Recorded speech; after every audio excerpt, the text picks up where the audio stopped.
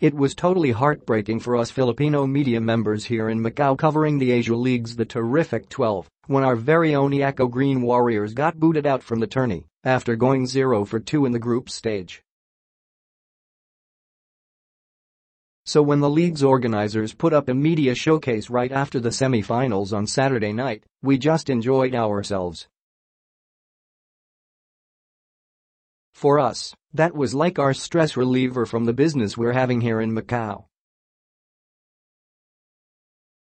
But little did we know that it will light up the competitive fire within us. We thought prior to the showcase that we'll be grouped differently, that some Filipino members, that included Philippine daily Inquirer's Cedelf Tupas, Inquirer, Net's Bong Lozada, ABS-CBN Sports Paul Lintag, Rappler's Delfin Dioquino, and I will be bunched with the other foreigners. But it went otherwise, and it practically became the Philippines versus the Far East.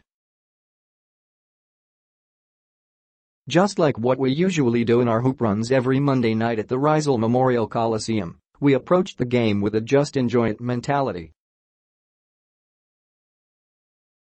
But the other team, mostly Chinese, played like their life was on the line. They were serious. Like, dead serious. There's really nothing bad about that though, but it had already reached to a point where things got chippy when a colleague of ours got tangled up with a Chinese guy much smaller than him. Things started to heat up when that same Chinese guy stood in front of him while he was on the free throw line and looked at an eye-to-eye, forehead to forehead. By the way, that teammate of ours appears regularly on TV. To be honest, I felt a bit afraid that it might blow up. You can't blame me, as I've seen a handful of basketballs. Fortunately, cooler heads prevailed, but that guy from the other team still threw tantrums like a little kid. No joke here. He really did.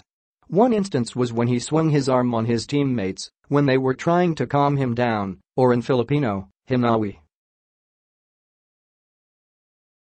He left the Studio City Event Center afterwards. Nobody knows until now why he left. Maybe he was kicked out? But as he left, the game turned for the better, and fears of skirmishes to take place once more were gone. We were all glad that we finally enjoyed the game we love, so much so that we won both games. The showcase was a mini tournament that featured 4 teams and had a semis and a finals and got crowned as this year's champs.